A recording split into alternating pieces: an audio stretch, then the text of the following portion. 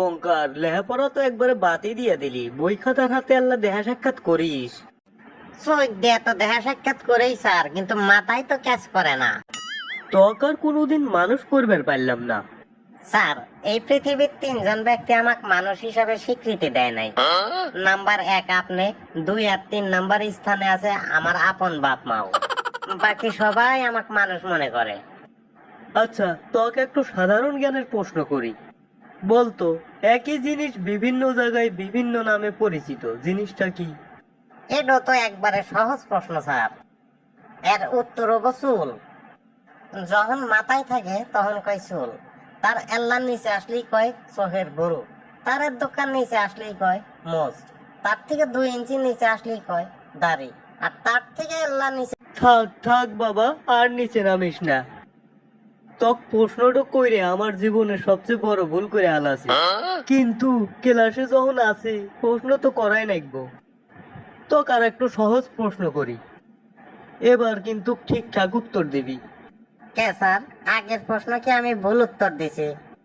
যে উত্তর দিছোস রে বাবারে বাবা, তাতে তো আমাকে রীতিমতো বিপদে ফালা দিছোস। তোর উত্তরে ভুলও ধরবার পারি না, সঠিকও কইবার পারি না। যাই হোক, আচ্ছা, কত লিঙ্গ পরিবর্তন কাকে বলে? এটা তো ডাক্তারি প্রশ্ন করলেন স্যার। আচ্ছা, ব্যাপার না, ডাক্তারি প্রশ্ন হলে সহজ আছে।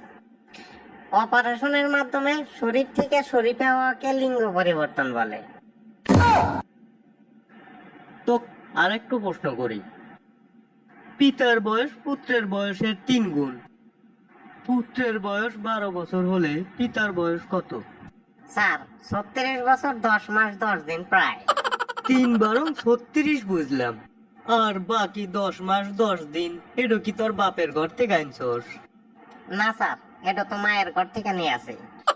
পুত্র যে মায়ের পেটে 10 মাস 10 দিন থাকছে, এটা তো আর বাপের বয়সের হাতে যোগ হয় নাই। এই জন্য এই বয়সটা বাপের বয়সের হাতে যোগ করে দিছে। এছাড়া কিছু কিছু আগাইলা পোলাপান আছে না স্যার, যারা মায়ের পেটে অতিরিক্ত খোঁচাখুচি করে 10 মাস হওয়ার আগে পৃথিবীতে পদার্পণ করে। যেহেতু পৃথিবীতে পদার্পণ করার সময় নির্ধারিত থাকলেও অনেক সময় এটা মেনটেন করা হয় না, তাই ফলাফলের শেষে প্রায় দেওয়া হয়েছে। তুই এত বুদ্ধি নিয়ে ঘুম পারস কেবা করে? বালিশের উপর মাথা দেস না মাথার উপরে বালিশ দিয়ে ঘুমাস? স্যার, ঘুমানোর সময় সবকিছুই ঠিকঠাক থাকে, ঘুম থেকে ওইটা খালি লুঙ্গির আমি ঠিকঠাক পাই না। দর্শক বন্ধুরা, ভিডিওটি ভালো লাগলে চ্যানেলটি সাবস্ক্রাইব করে পাশে থাকা বেল বাটনটি বাজিয়ে দিতে ভুল করবেন না।